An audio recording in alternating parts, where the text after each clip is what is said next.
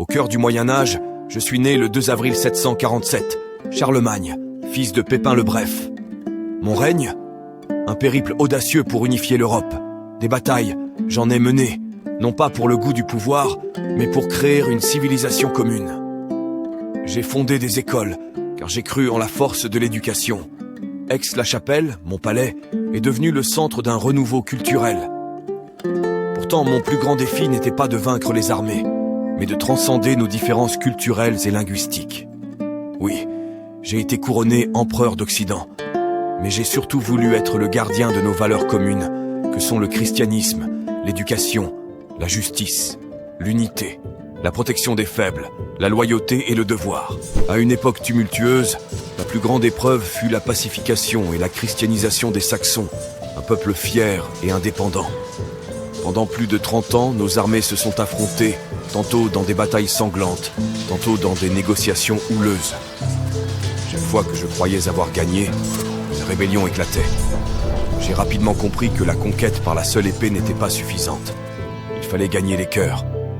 J'ai donc promulgué la Capitulatio de Partibus Saxoniae, un code de loi qui, bien que strict, avait pour but d'intégrer les Saxons dans l'Empire carolingien et de les convertir au christianisme.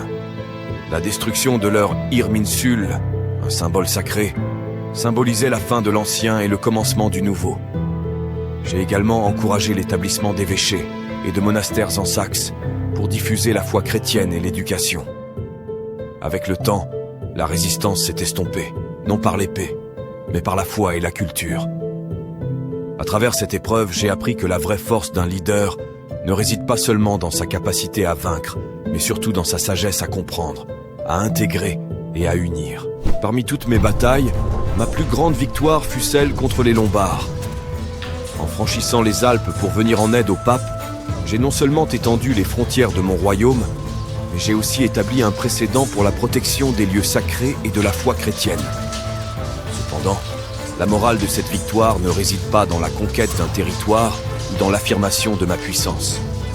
Non, elle se trouve dans la responsabilité que j'ai ressentie envers la chrétienté et l'importance de la foi comme ciment entre les peuples.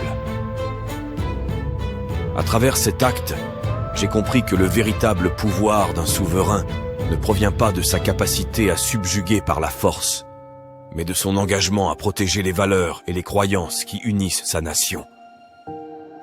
Ainsi, à tous ceux qui écoutent mon récit, souvenez-vous que les plus grandes victoires ne sont pas celles qui sont remportées sur les champs de bataille, mais celles qui touchent les cœurs et les esprits, celles qui défendent ce qui est cher et sacré pour un peuple.